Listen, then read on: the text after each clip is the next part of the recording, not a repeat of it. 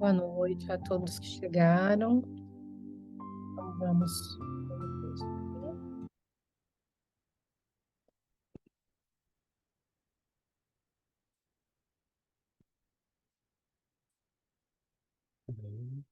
Antes de pedir para eles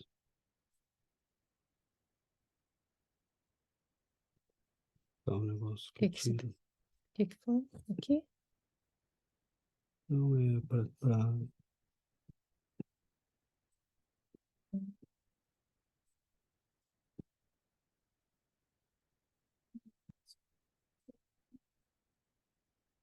Vocês estão me ouvindo?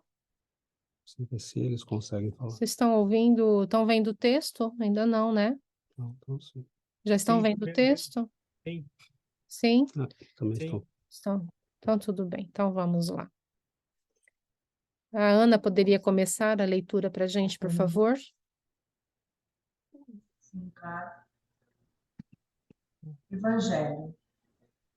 Baseando no Evangelho de Nosso Senhor Jesus Cristo, a predicação do apostolado que lhes compete, os espíritos superiores não se apegam a qualquer nuvem de mistério para sustentar o alimento à fé religiosa, em cuja renascença colaboram na qualidade de homens redivivos. É que a vida extrafísica promove, nos que pensam, mais altas ilações com respeito à realidade.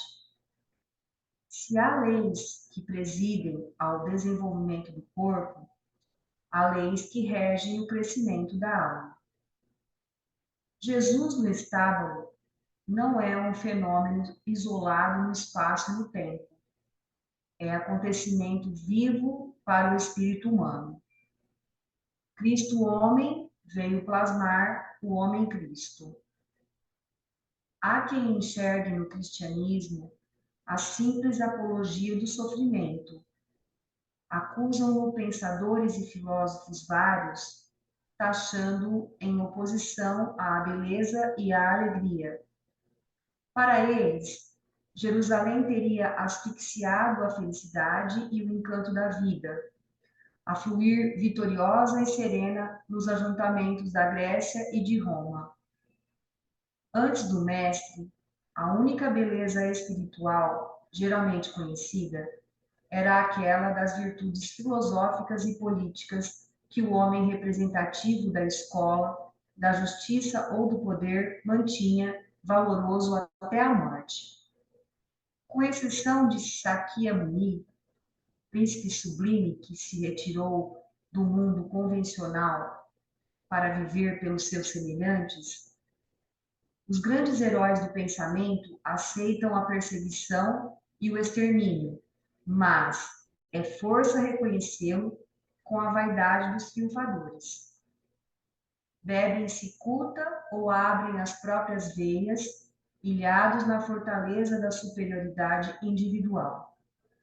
Sócrates é o filósofo sublime, confortado pela solidariedade dos discípulos. Sêneca é o professor honrado, que estimula com o sacrifício de si mesmo a indignação contra a tirania.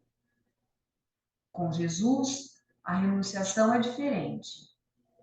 O divino crucificado sobe ao Calvário sem o apoio dos amigos. Suas últimas palavras são dirigidas a um ladrão. Sua morte não exalta o orgulho de um grupo, nem constitui incentivo à revolta. A ordem que lhe escapa do excelso comando é a de servir sem desfalecimento, com obrigações de amor, perdão e auxílio constantes, ainda aos inimigos. Seu olhar, do cimo da cruz, abarca o mundo inteiro. Com ele começa a agir o escopo do verdadeiro bem, onerando sobre a dureza da animalidade o gradual aperfeiçoamento da alma divina. As chagas que lhe cobrem o corpo representam o louvor ao trabalho de aprimoramento e elevação do espírito, iniciando a era de legítima fraternidade entre os homens. O Evangelho é, por isso, o viveiro celeste para a criação de consciências sublimadas. Nasce a mente na carne e nela renasce inúmeras vezes, buscando o sagrado objetivo do seu engrandecimento. E no intrincado jogo das experiências, compreende na dor o instrumento ideal da santificação. Recebendo os séculos por dias preciosos e rápidos de serviço, enceta a gloriosa carreira com a juvenilidade da razão, amadurecendo-se na ciência e na virtude, através de reencarnações numerosas. Conquista-se sacrificando-se. Quanto mais fornece de si em trabalho vantajoso a todos, mais se enriquece no mealheiro individual. Quanto mais distribui em amor, mais recebe em poder. Supera-se, quebrando limitações, doando o bem pelo mal, a simpatia pela aversão, a claridade pela sombra. A Boa Nova oferece as medidas espirituais para que se atinjam as dimensões da vida genuinamente cristã, nas quais desfere o espírito excelso voo para as esferas resplandecentes. A carne é a sagrada retorta em que nos demoramos nos processos de alquimia santificadora, transubstanciando paixões e sentimentos ao calor das circunstâncias que o tempo gera e desfaz. Cada ensinamento do mestre, efetivamente aplicado, é específico redentor, brunindo a alma imperecível, tornando-a em obra viva de estatuária divina. O que nos parece dor é bênção. O que nos afigura sofrimento é socorro. Onde choramos com o espinho, recolhemos uma lição. Daí o motivo de se escudarem os emissários de nosso plano na predicação de Jesus, desvelando aos homens os pórticos sublimes da Era Nova. Quando fixarmos nas páginas vivas do próprio ser os ensinos do Cristo, afeiçoando-nos automaticamente a eles, tanto quanto se nos adaptam os pulmões ao ar que respiramos, habilitar-nos-emos ao programa de ação dos anjos, por enquanto incompreensível à nossa inteligência. Renascimento e morte no patrimônio físico são simples acidentes da vida espiritual progressiva e eterna. Quando o homem termina o repasto da ilusão, aqui ou ali, perguntas milenárias lhe acodem, precípites à mente insatisfeita. De onde venho? Para onde vou? Qual a finalidade do destino? Por que a lágrima? Interroga aflito com ânsias análogas e de todos os vanguardeiros da vida superior que tiveram a coragem de partir antes dele para os cimos da imortalidade. Quando o aprendiz indaga, experimentando a autêntica sede da verdade, é sem dúvida chegado o momento iluminativo do mestre. Sem Jesus, que nos confere sublime resposta aos enigmas do caminho, converter-se-ia a existência em labirinto inextricável de padecimentos inúteis. O além é a continuação do aquém. Um século sucede-se a outro. O filho é o herdeiro dos pais. Não existe milagre. A lei, evolução, crescimento e trabalho com o prêmio da sublimação ao esforço. O simples intercâmbio com a vida espiritual nada mais é que mera permuta de valores para estimular a experiência comum. Mas toda vez que encontrarmos o Evangelho do Senhor, inspirando a renovação de nossa atitude pessoal à frente do mundo, guardemos a certeza de que nos achamos em comunhão frutífera com a bendita claridade do caminho, da verdade e da vida. Um texto de Francisco Dumont Alverne, no livro Falando à Terra, psicografia de Chico Xavier.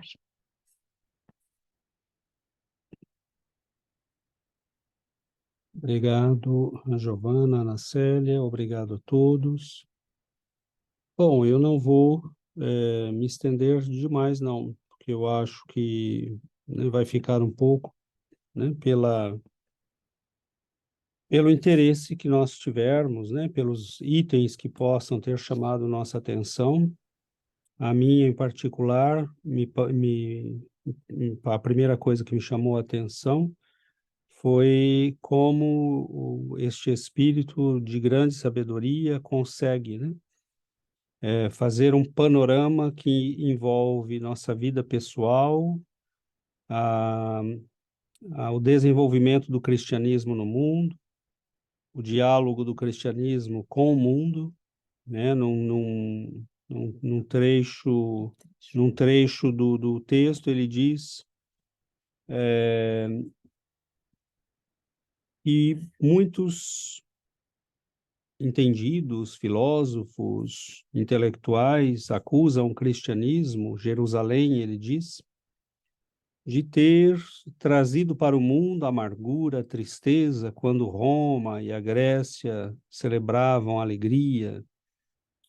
E, na verdade, né, isto aconteceu mesmo, mas me surpreendeu, inclusive, porque é algo que eu tenho falado, lido, mas por outros caminhos, né? Eu peguei outros autores, outra orientação, e me pareceu, fiquei, entre outras coisas, né? Me surpreendeu muito, porque realmente, né, esse espírito viveu no século XIX, se eu não me engano, no Brasil, e foi um padre de grande sabedoria, de grande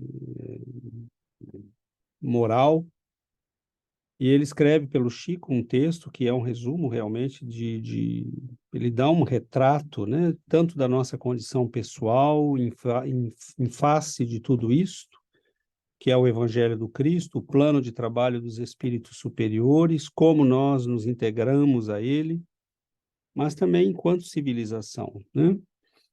E é isso mesmo que tem acontecido nestes últimos séculos. Nós temos trabalhado arduamente para recusar o Evangelho do Cristo. Filósofos como Nietzsche e outros acusaram o cristianismo de ser triste, de ser deprimente. Nós queremos a alegria de Roma. A única coisa que eles não lembraram, né, de falar é que a alegria de Roma era para uma meia dúzia de pessoas. A alegria da Grécia para uma meia dúzia de pessoas, né? Para usufruir dessa alegria, você tinha que nascer numa família rica, poderosa, porque o resto da população ou eram jovens e crianças que viviam, né, entregues a si mesmos, mulheres que eram desconsideradas, e a grande maioria de servos, escravos, né, de pessoas de baixa classe social que tinham que se submeter a essa minoria. Os deuses eram impiedosos, o suicídio, o aborto e a eutanásia faziam parte da vida de todos os dias.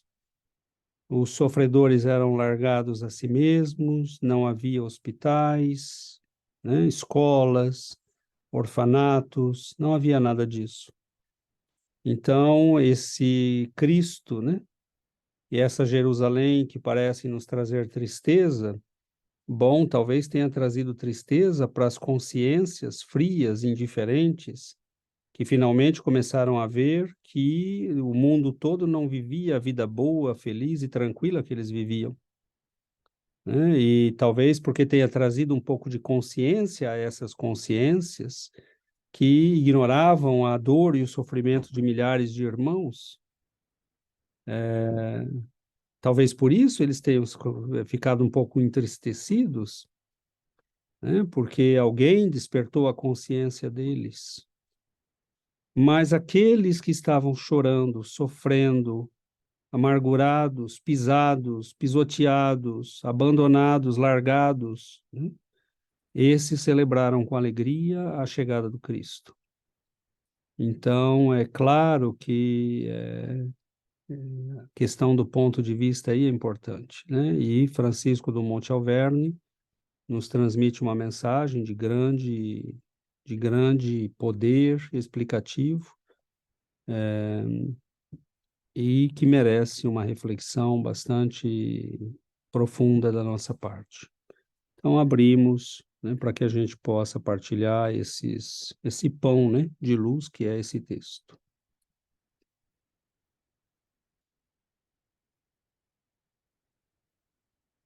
E quando eu lia esse texto pela primeira vez, eu achei ele difícil de entender, né?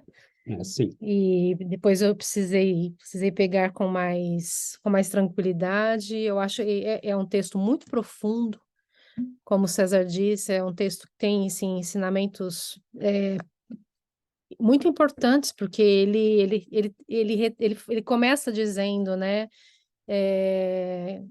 que os benfeitores que já passaram pelas lutas que nós passamos nesses momentos no mundo, eles que já têm uma visão maior, né, do que nós somos e do que é a vida, eles vêm, né, para colaborar com a nossa caminhada nesse mundo. Eles estão a trabalho do Cristo para abrir os nossos olhos. E ele fala, né, essa frase, o Cristo, o homem veio plasmar o homem Cristo. Então, acho que isso resume bem, né, o papel do Cristo, a missão, né, deste ser sublime que é o Cristo, que veio, né, nós que estamos às vésperas do Natal, e acho que é uma reflexão muito importante a ser feita nesses períodos, né? Quem é esse ser de luz que veio, que pôs os pés nesse mundo e que transformou, né, a era.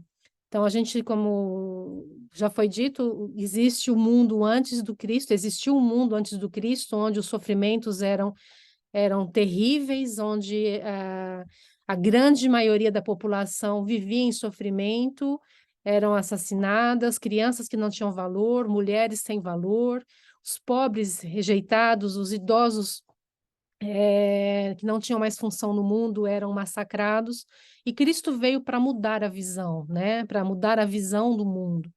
E nós vivemos numa era, a era após Cristo, né? Mas a gente ainda vê muito sofrimento no mundo.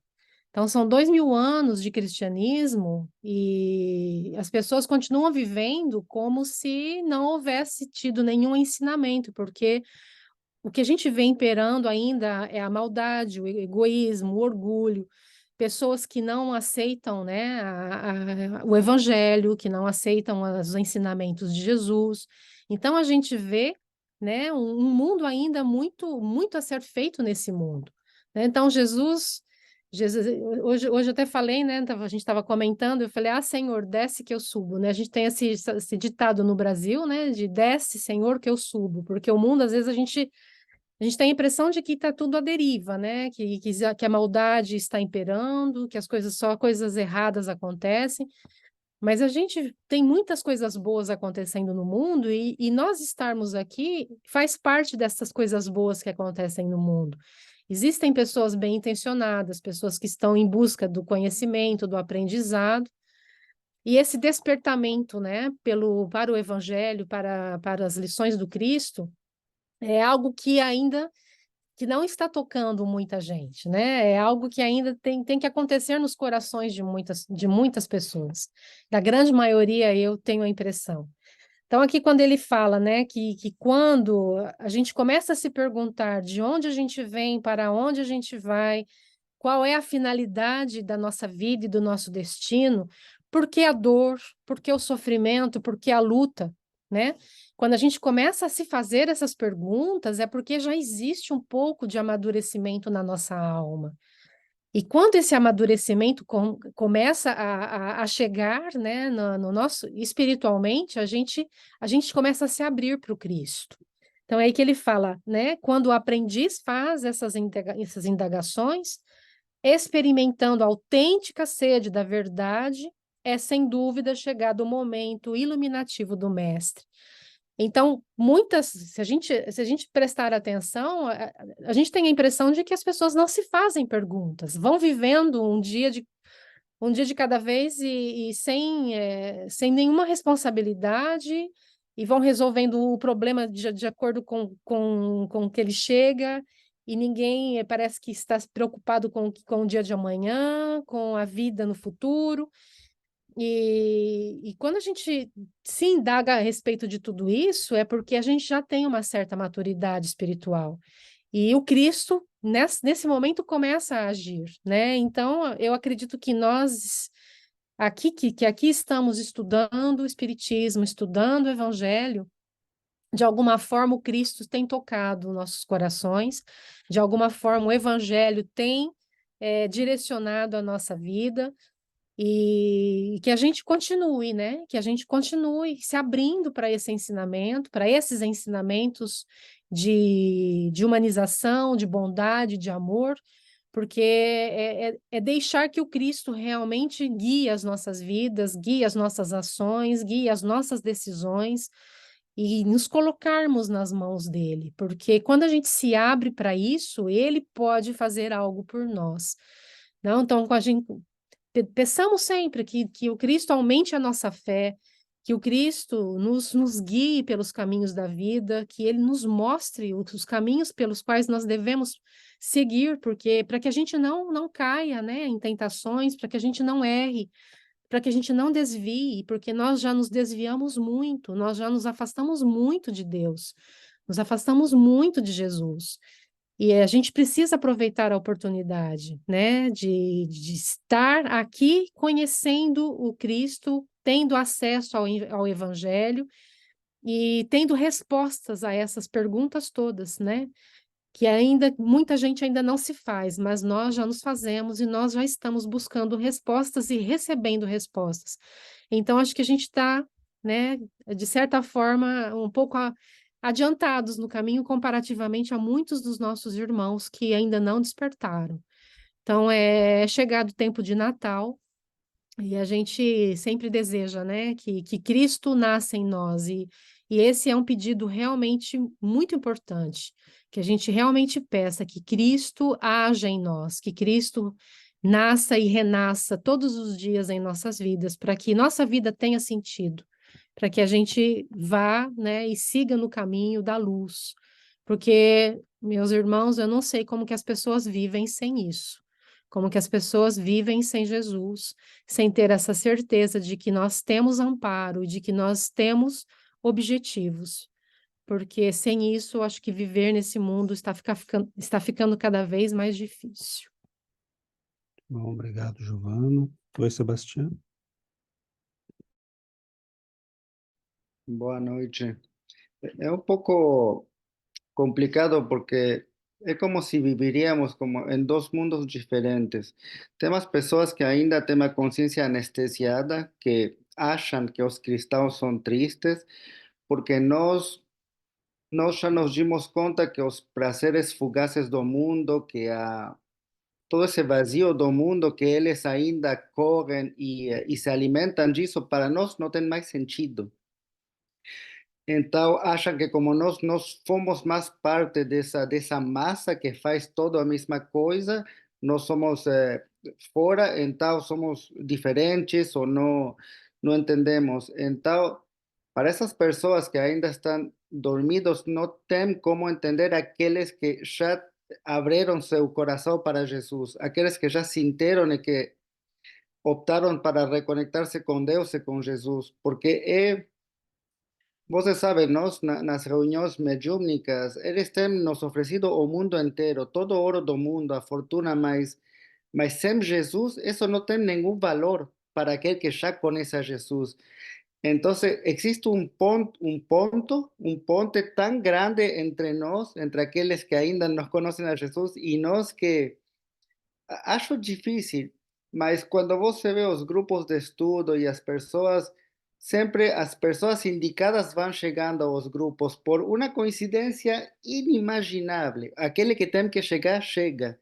Então tem essa questão, não, de madurez e como todo isso está dirigido por algo muito mais grande que nós, que ainda não temos a capacidade de compreender com nossa visão limitada das coisas, mas aquele que tem que estar lá, está lá, aquele que, quando o mestre chama, chama, não?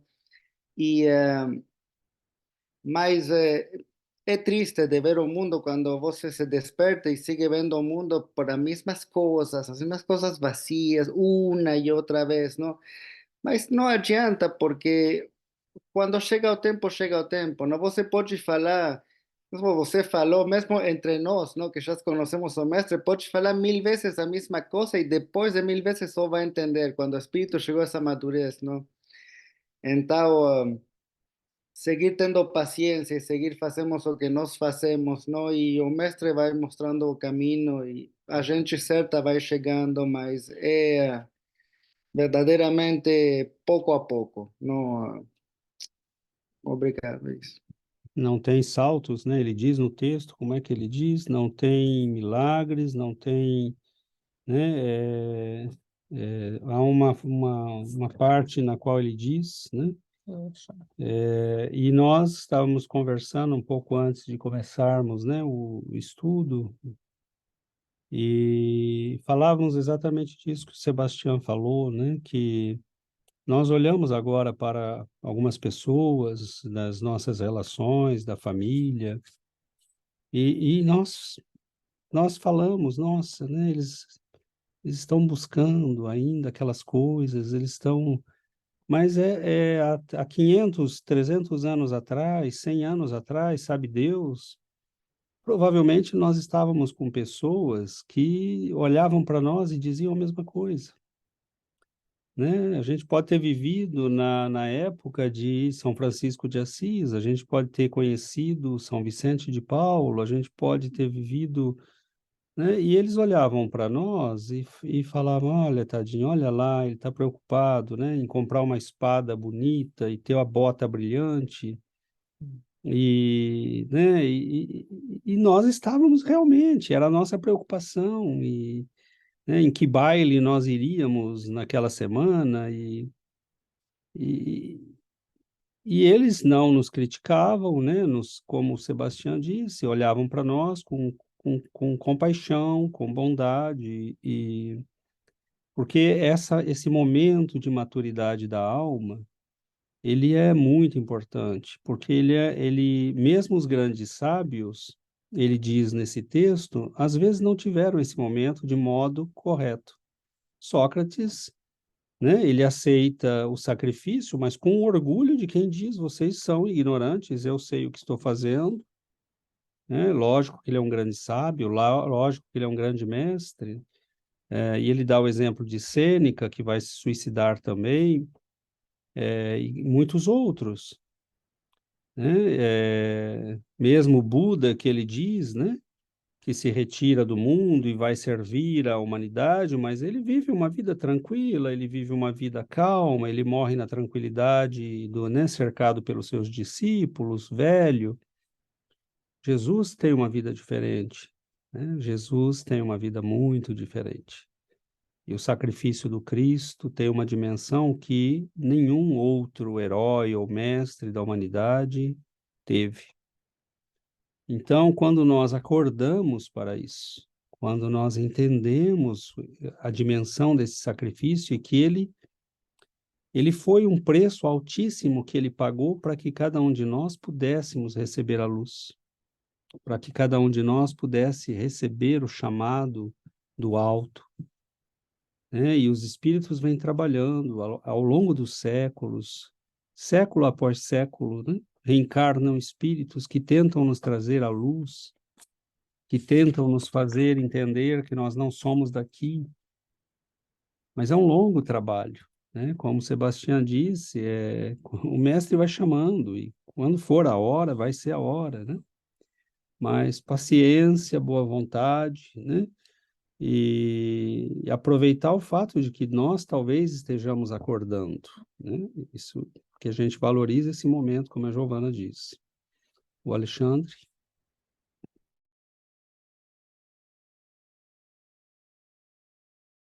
Acho que é bem isso que o Sebastião falou.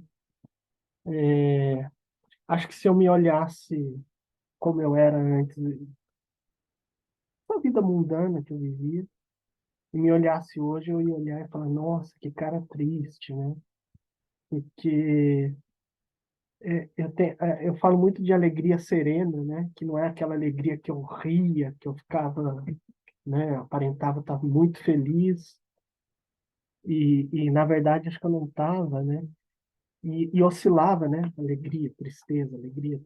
Acho que hoje é muito reto, assim, uma alegria muito serena, muito verdadeira, né? Então, mas o que eu queria dizer é essa diferença, né, entre o sábio e o mestre, né? Os mestres, né?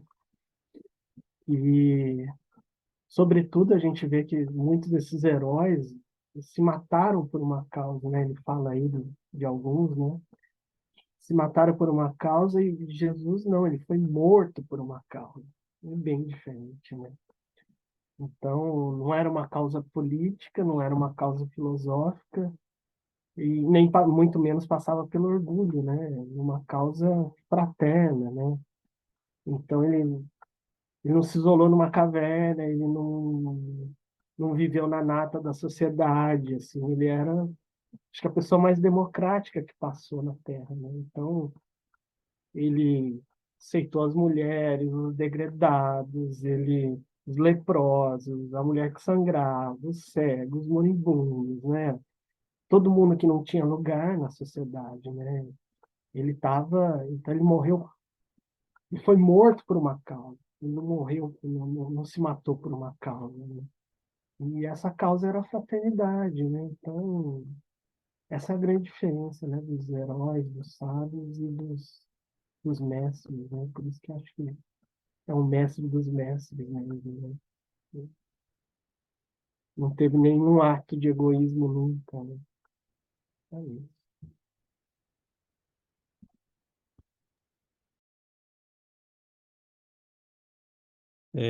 É maravilhoso, né? A gente pega esse texto, valeria a pena, né? Frase por frase. Querido, frase por frase, né? Porque conquista-se sacrificando-se.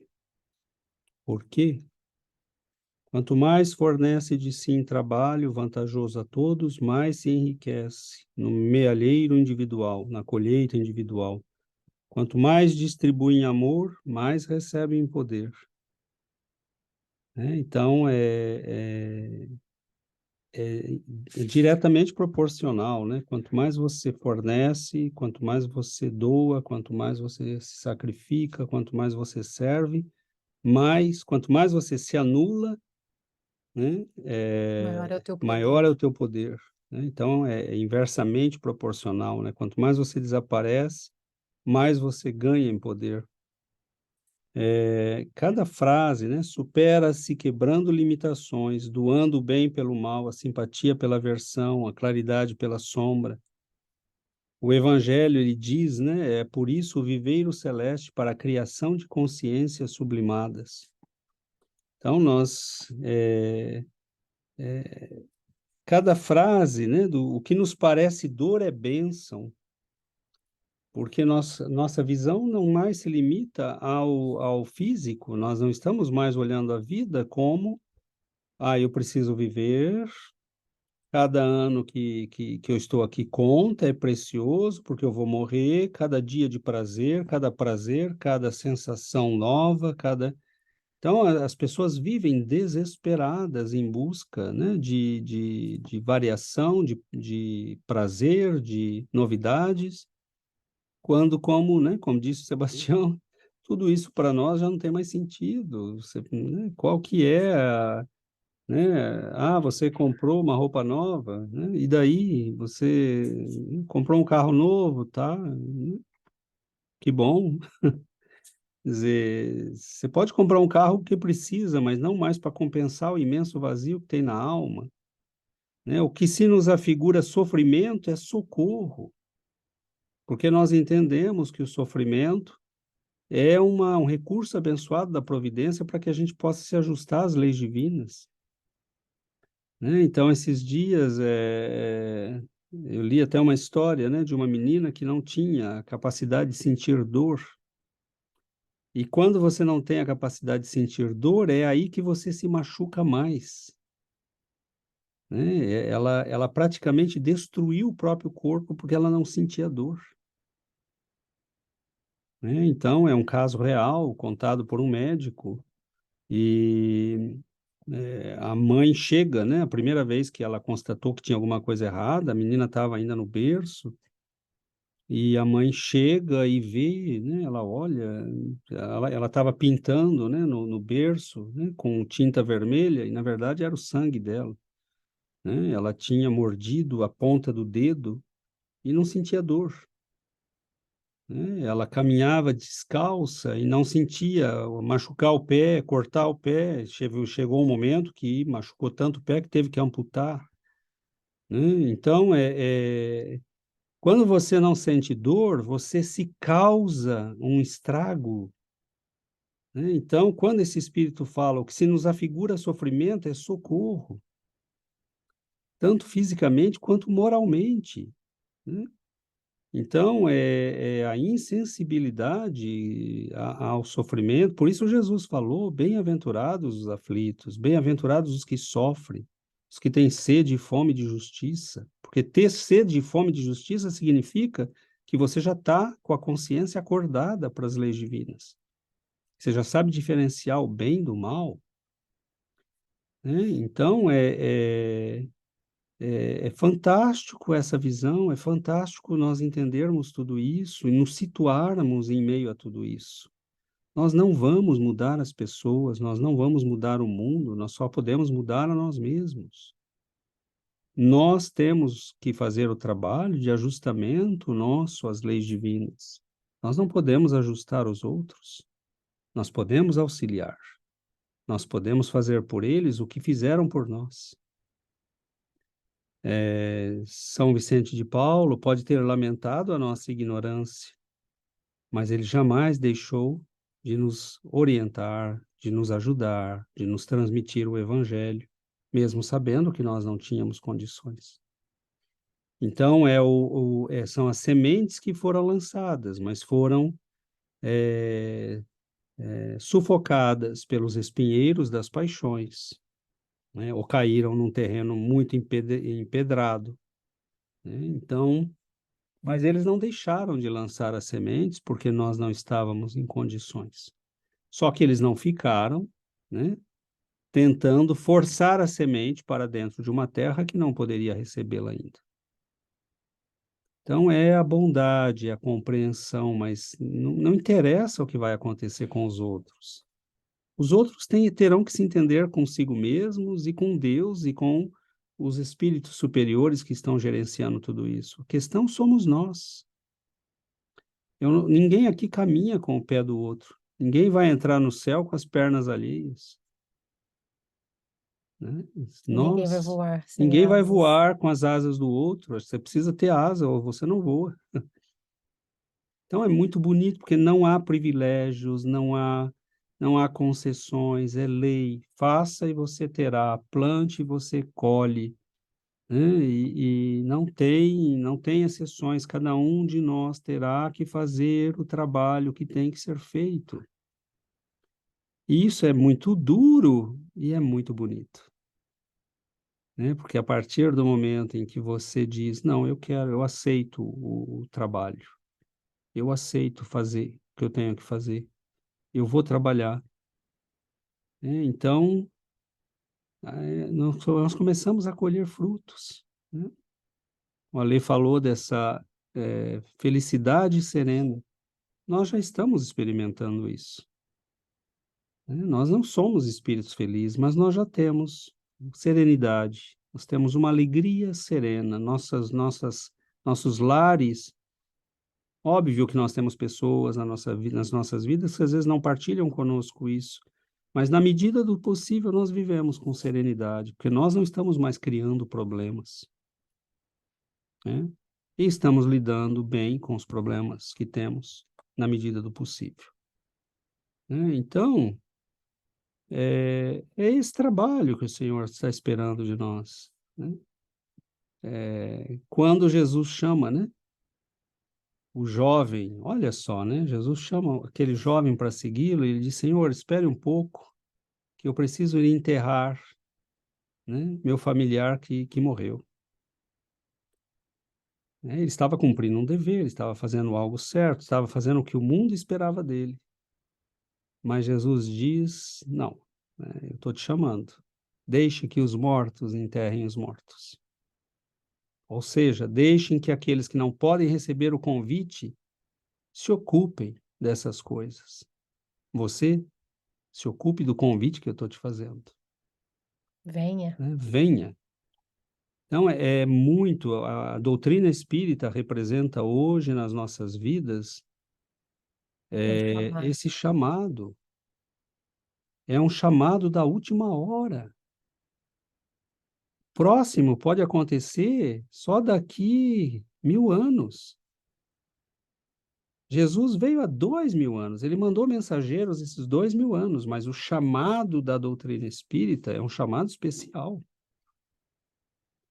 Ele está sendo feito a todo mundo, como o chamado do Cristo foi feito a todo mundo, mas tem muita gente enterrando mortos. Né? Os mortos estão na carne, Os- como diz Paulo de Tarso, né? Os Exatamente. mortos, os verdadeiros mortos estão na carne. E o Porque chamado é agora. Né? Então a gente tem, ou a gente acorda, né, para aproveitar essa oportunidade bendita que está sendo oferecida para nós. Ou nós vamos esperar mais 500 anos, quem sabe, né? Ou vamos ser chamados, né, lá no outro planeta, que talvez a gente tenha que se deslocar, porque nós não sabemos o que vai acontecer aqui, podemos ter ainda 2000 anos de trabalho pela frente nesse planeta, e pode tudo acabar amanhã cedo. Nós não sabemos, né? Então, cada minuto para nós conta sim, mas não é mais porque nós queremos viver os velhos prazeres, as velhas paixões, é porque a gente quer aproveitar cada minuto para poder desenvolver essa nova consciência em nós, né? Tem um momento que ele fala do tempo, né? Por isso que valeria a pena ir frase por frase, né? Porque o texto é maravilhoso, né? É um colar de pérolas esse texto. ele fala: se há leis que presidem o desenvolvimento do corpo, há leis que regem o crescimento da alma. Então, não temos como fugir dessas leis, né? O nosso objetivo é o crescimento. Ou a gente se aceita isso e trabalha e aceita a transformação, né? E essa transformação vem através do Evangelho, porque ele vai dizer, né, que o Evangelho inspira renovação. Então, ou a gente se abre para essa renovação, aceitando o Evangelho e vivendo os ensinamentos que o Cristo nos deixou, nos convidando à verdadeira vida, né? A vida em abundância. Porque às vezes a gente está achando que está vivendo aqui. A gente não tem nem ideia do que nos espera. A gente acha que isso que a gente vive aqui é a vida, mas não é a verdadeira vida. Jesus nos convidou à verdadeira vida, a vida em abundância. E aí ele vai dizer, que eu achei muito bonito, todas as frases são lindas, né? Porque a gente vai sublinhando assim e aí acaba que o texto fica todo colorido. Aí, quando fixarmos nas páginas vivas do próprio ser os ensinos do Cristo, então, quando a gente incorporar os ensinos do Cristo, afeiçoando-nos automaticamente a eles, isso é viver. O Evangelho precisa ser integrado de tal forma que ele seja automático, que a gente viva de forma automática no Evangelho, tanto quanto se nos adaptam os pulmões ao ar que respiramos. A gente não precisa pensar para respirar, a gente respira por necessidade. E o Evangelho precisa fazer parte da nossa vida de tal forma que ele seja respirado e vivido, sem que a gente pense mais, sem que a gente tenha que falar, não, isso que eu fiz não foi bom, vou refazer. Isso. Não, o Evangelho precisa ser vivido de forma automática. E nesse momento, nós vamos estar vivendo a vida em abundância que nos oferece Jesus. E é só com ele, né, que a gente vai adquirir e vai poder viver nessa vida em abundância. Mas um texto desse, nós não estamos vivendo dessa forma ainda, mas um texto desse nos convida a viver dessa forma. Ele nos alerta, porque nos dizendo, olha, existe muito mais à espera de vocês. A vida que vocês levam aí, os benfeitores, né? O trabalho dos benfeitores é esse, né? De desvendar esse mundo para a gente. Através desses textos, a gente tem um vislumbre do que é a verdadeira vida, do que nos espera, qual é o nosso futuro. É um convite que nós estamos recebendo. Então, como que a gente não se emociona além de um texto desse que a doutrina espírita nos oferece? É maravilhoso a gente saber, né, que Cristo veio, né, o homem Cristo veio, Cristo o homem veio plasmar o homem Cristo. Nós temos em nós o que Cristo tem, né? A gente precisa desenvolver, e esse texto nos convida a isso. Todos os textos que o Espiritismo nos oferece nos convida a essa sublimação, a essa transformação, a essa renovação. Em todos esses seres de luz que já foram enviados para o mundo, que deram exemplo, são convites de Jesus a nos chamar, venham para fora, saiam, né? Venham viver comigo a vida em abundância, a verdadeira vida. Então, isso me deixa maravilhada, porque quando a gente se decepciona com o mundo em que a gente vive, saber que o mundo não é isso, que há algo mais que nos espera, e é um convite a que a gente tenha acesso a essa luz que nos espera, a essa vida verdadeira que nos espera. É o convite do Cristo para todos nós. Oi, Daniel. Boa noite. Quando eu li esse texto, eu também achei muito difícil. Eu não tinha entendido quase nada. Eu li assim, e vocês vão decupando, né, as frases, aí o texto começa a abrir, né?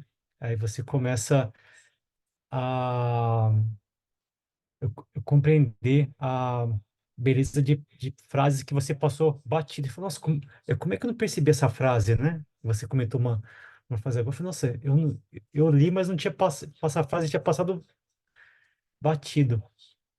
E eu acho que quando a gente começa a estudar o Espiritismo e o ensinamento de Cristo, eu acho que é isso que acontece com a nossa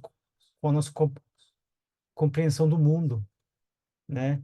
A gente começa a ter clareza, a gente não cai em ilusão, assim, cai menos.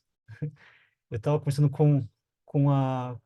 por coincidência, com a Nilza sobre isso hoje, que é como se fosse em doses, essa clareza vem vindo com doses homeopáticas, sabe? Você vai aos pouquinhos, se você fazer esforço, alguma situação que antes você iria repetir algum tipo de padrão de comportamento seu, mas algo te faz parar para olhar aquilo de uma outra forma, sem você perceber.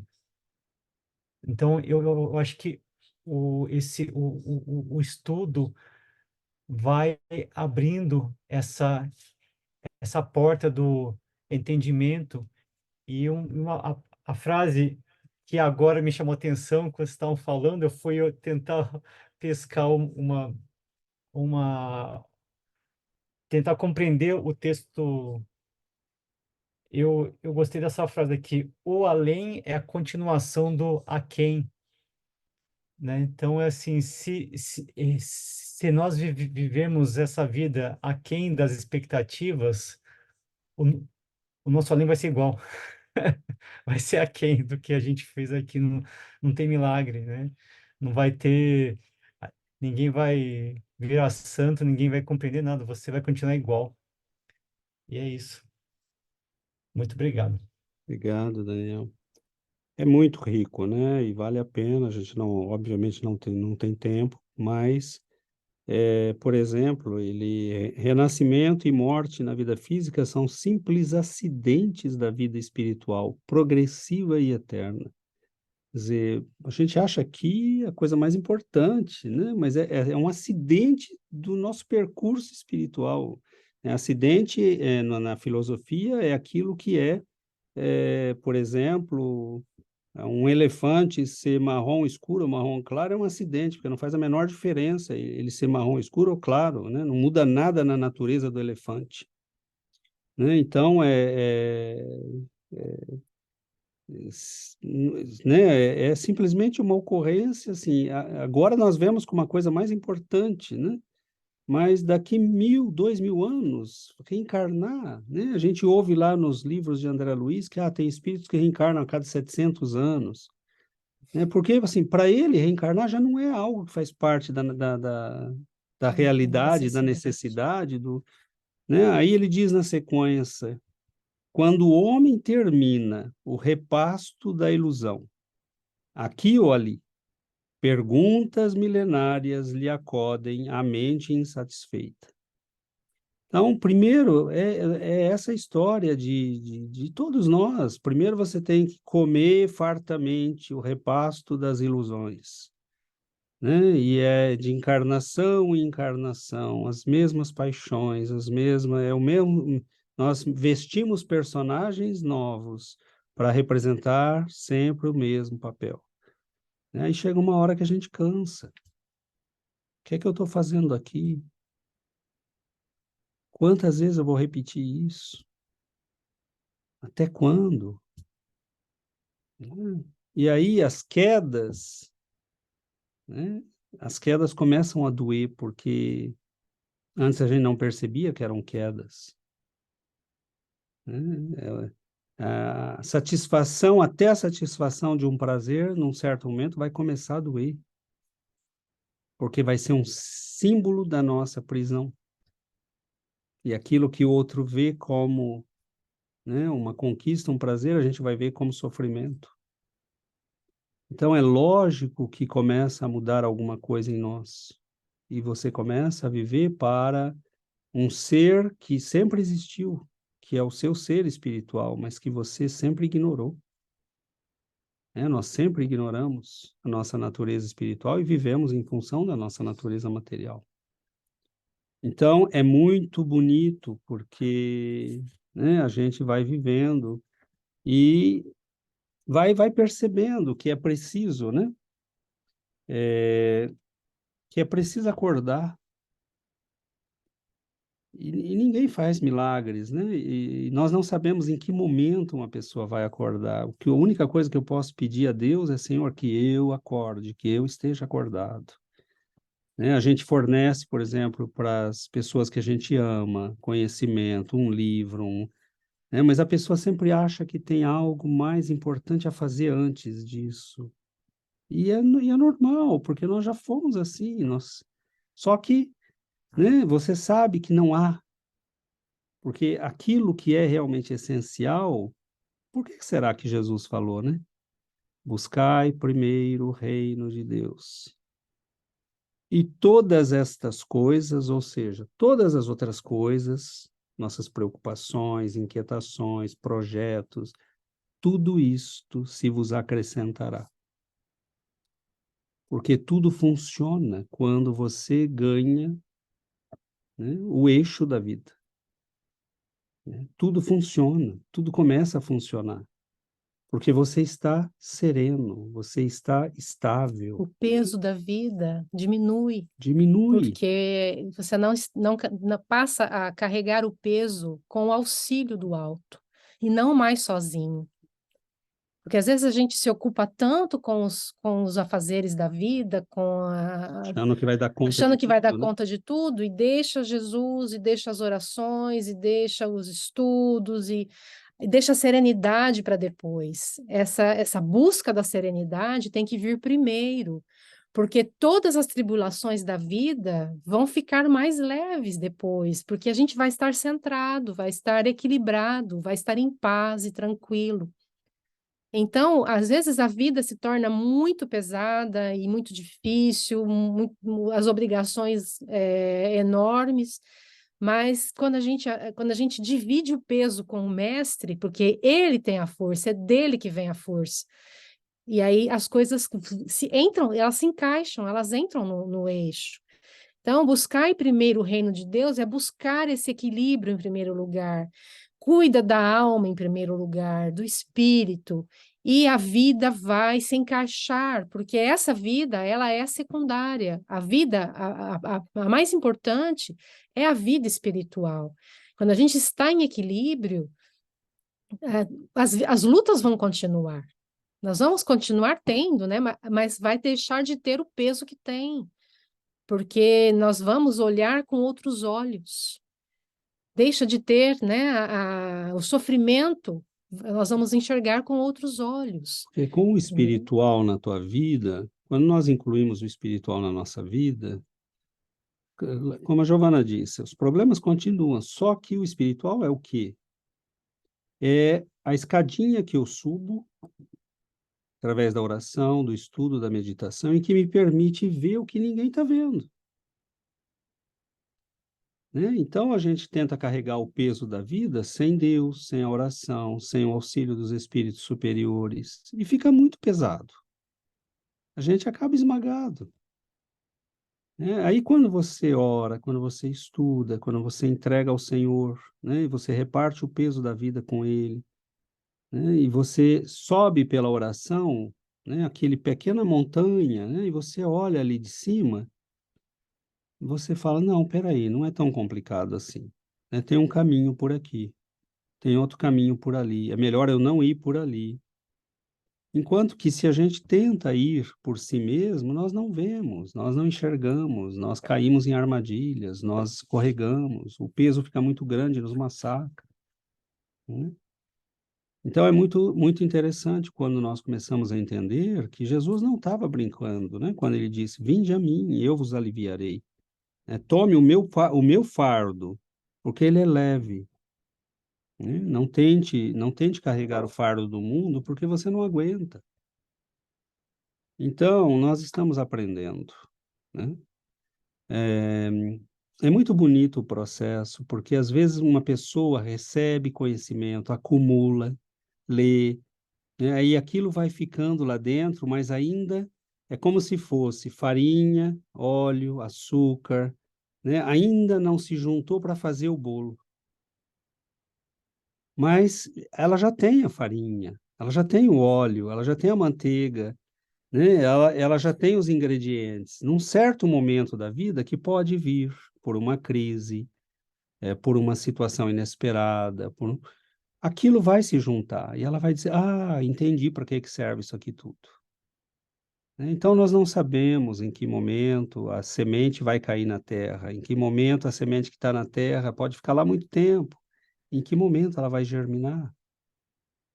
Né? Nós não Mas a gente sabemos. pode dar uma regadinha nela. A gente pode ajudar, a gente pode, né, incentivar, a gente pode tentar, né, trazer É nosso papel, assim como os espíritos superiores nunca desistiram de nós. Nós achamos que somos muito avançados. Não, nós estamos no berçário ainda.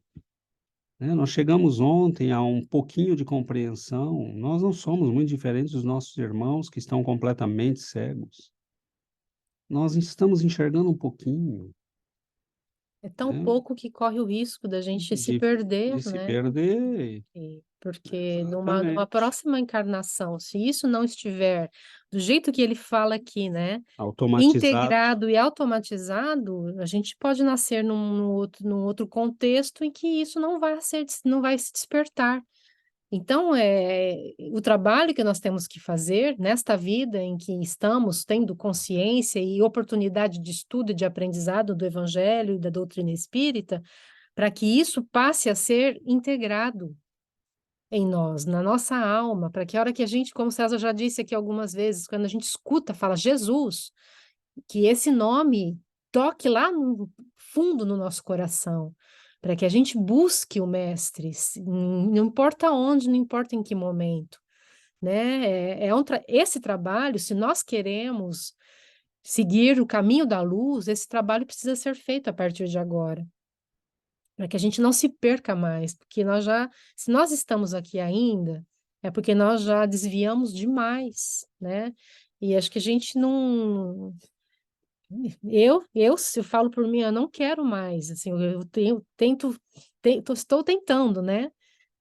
A gente sabe que tem muito a ser corrigido, muito a ser feito, mas Eu acho que o Espiritismo me abriu, sabe, compreensões que há muito pouco tempo eu não tinha, né? Mesmo já conhecendo o Espiritismo,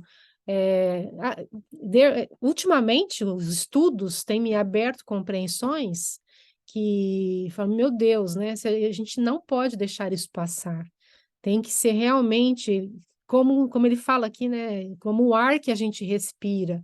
Então, falar de Jesus, falar de amor, falar de caridade e do trabalho do espírito precisa ser automatizado e como o ar que a gente respira. Porque senão a gente não vai sair mais, né, desse ciclo, né? Vai e volta. É lógico que a reencarnação, nós vamos voltar inúmeras vezes, mas façamos o trabalho para que a próxima seja melhor que essa e que a gente avance, né? Que as reencarnações se sucedam com mais, como Com mais com mais proveito, né? proveito, né? Com um avanço, porque ficar martelando no sofrimento, sofrer faz crescer, mas também sofrer não é fácil, não, né? Não, não, mas a gente tem que diferenciar os sofrimentos aí, né? Porque tem um sofrimento que é o sofrimento do crescimento, né? E tem o sofrimento que é aquele da burrice, né? Então a gente tem dois sofrimentos aí que são levemente diferentes. Que o nosso seja o sofrimento do crescimento, não mais da burrice, né? Mas é isso, meus amigos, que a gente Só nós entenda, falamos, né? né? Então, mas tudo bem. Nosso tempo está esgotando e quando nós falamos, né?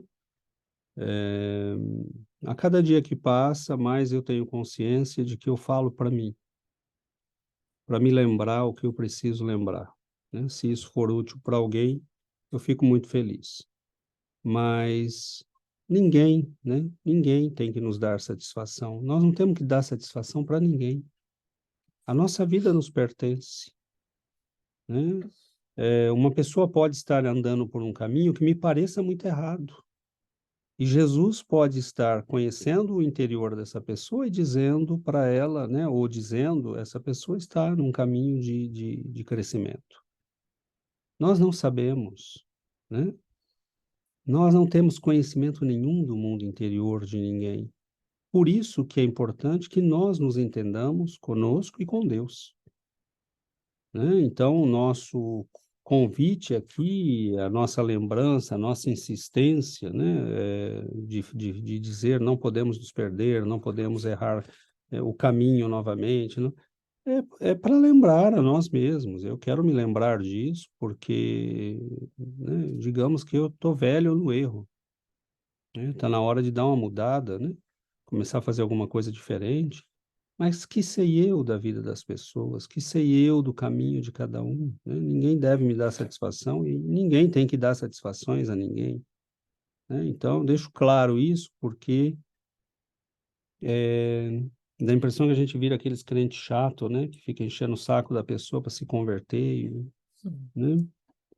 E não é isso, não. Então, assim, é porque diante de um conhecimento como esse, bom, meu Deus, finalmente a gente está começando a entender talvez alguma coisa, né? E que a gente aproveite, porque essa é uma corda, né, de salvação que a providência divina lançou para nós no meio desse mar tumultuoso que está o mundo, com tanta gente perdida, com tanta gente que não sabe o que está fazendo aqui, né, com tanta gente que está lutando para ter um bem novo e que está matando Para às ter poder. vezes, né, para ter poder, com tanta gente que está se corrompendo até o último fio de cabelo para poder ter um pouco mais de dinheiro e de poder, né? Então, nós estamos talvez começando a entender a grandeza, né, do Mestre, a beleza do Evangelho, a maravilha do conhecimento espírita que nos descortina uma vida nova, uma compreensão nova da vida. Então, hoje na prece, né, eu lembrei de pedir isto, falei, Senhor, a gente tem pedido tanto, mas o Senhor às vezes quer ajudar e nós não temos condições de receber. Então, eu vou pedir primeiro que o Senhor me ajude a ter condições de receber, né? Porque é como o sujeito que quer caminhar, né, pede auxílio para caminhar, aí o mestre quer orientá-lo, mas ele está com o olho fechado e não quer abrir o olho. Como é que ele pode me apontar o caminho se eu não quero abrir o olho?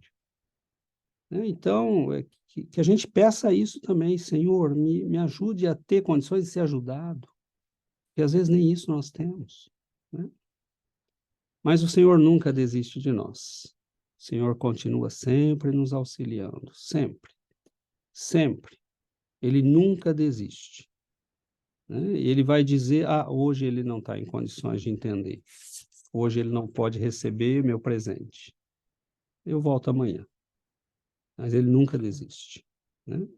E só lembrando da palavra de uma benfeitora, da benfeitora Genevieve, né, que em oposição aqui, ó, que muita gente, né, como ele diz aqui, que muitos taxam, né, o cristianismo como oposição à beleza e à alegria, né, falando que os cristãos são tristes.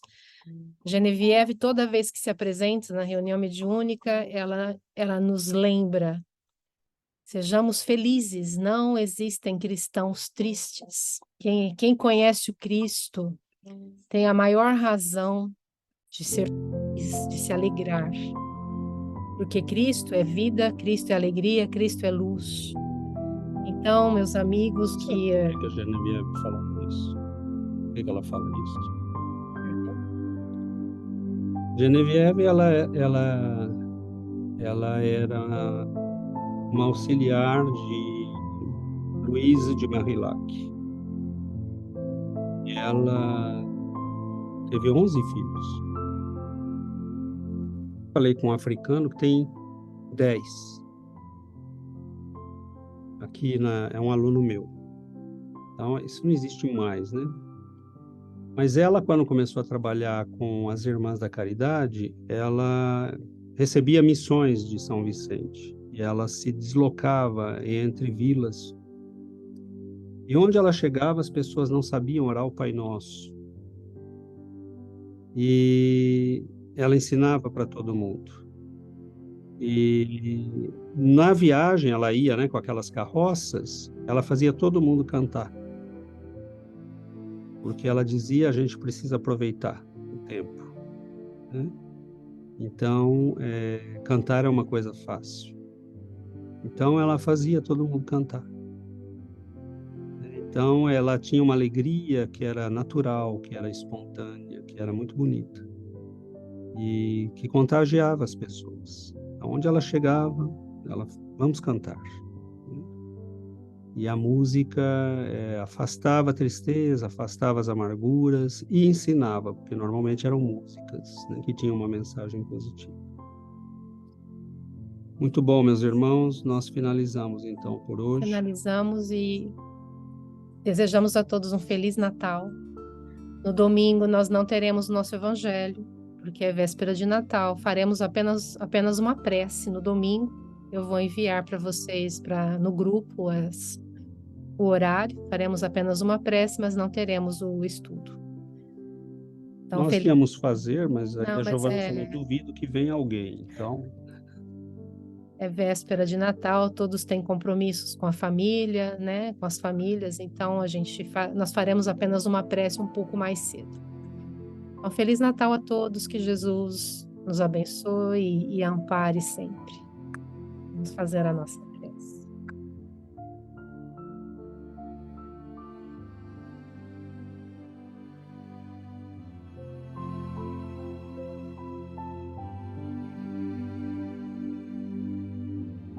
querido Mestre Jesus,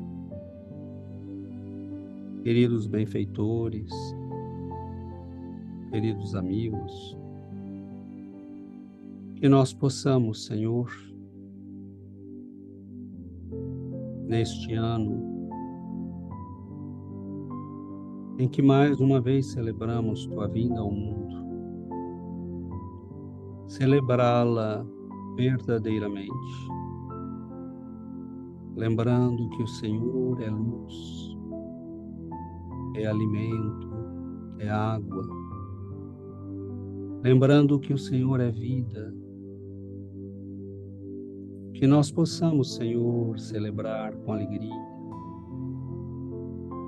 a alegria daqueles que caminham com serenidade, daqueles que confiam, daqueles que sabem que o Senhor é previdência, é providência, daqueles que sabem que o Senhor é amparo, socorro, abrigo. Permita-nos, Mestre, lembrar da vossa presença neste mundo. Permita-nos, Senhor, trazer pela memória aquele dia sublime em que vieste ao mundo. Nós sabemos que naquele dia nosso Pai respondia aos apelos de todos os corações que se interrogavam pelos destinos da vida e do mundo.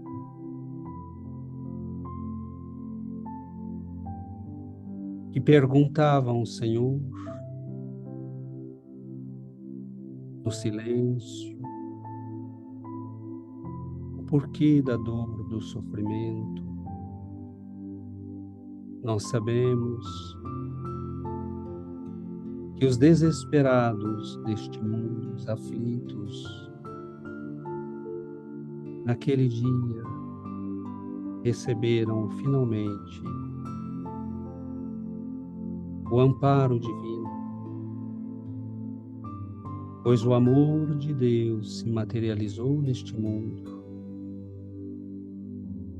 para estender as mãos sobre os sofredores, para levantar os paralíticos, para fazer ver aos cegos do corpo e da alma quanta doçura, quanta firmeza, quanta serenidade, quanto amor. Como imaginar, Senhor, que nós podemos compreender-te? O Senhor nos compreende, o Senhor nos ama, o Senhor nos ampara. Então, Mestre, nós pedimos apenas para sermos cada dia mais como aquelas crianças de quem falaste, para aprendermos a cair e levantar, pois as crianças fazem isso sem se envergonharem, estão apenas aprendendo. Que nós possamos, Senhor, aprender a estender as mãos, porque as crianças estendem as mãos, sem orgulho, sem vaidades. Que nós possamos, Mestre, aprender a confiar, pois as crianças confiam. Que o Senhor nos retenha nos seus braços, como fizestes com aqueles pequeninos. E que nós possamos, Mestre, aprender, crescer, orar por nossos irmãos, para que um dia também eles não queiram mais ser pessoas grandes, importantes e poderosas, mas que anseiem também por tornarem-se pequeninos. Ensina-nos, Senhor, a confiarmos mais em Ti do que em nós mesmos. Que o Senhor nos abençoe, que neste Natal, no silêncio de nossas orações, nós possamos, Mestre, lembrar de Tua mãezinha, de Teu Pai, e lembrar que este casal tão simples te acolheu no mundo. Quem poderia imaginar, no barulho dos palácios ou no silêncio e nas lágrimas das mansardas, e naquele estábulo nascia a salvação do mundo. Que o Senhor possa nos abençoar, que nossos corações, Senhor, aos poucos se transformem também naquela manjedoura que te acolheu. Que a tua luz traga paz, renovação, serenidade aos corações deste mundo. Fique conosco, Mestre. Receba a nossa gratidão, nossa alegria. Que nós possamos finalmente ouvir os anjos que falam, anunciando ao mundo que um Salvador nasceu para todos nós. Fique conosco, Mestre, nos ilumine hoje e sempre. Que assim seja, Senhor.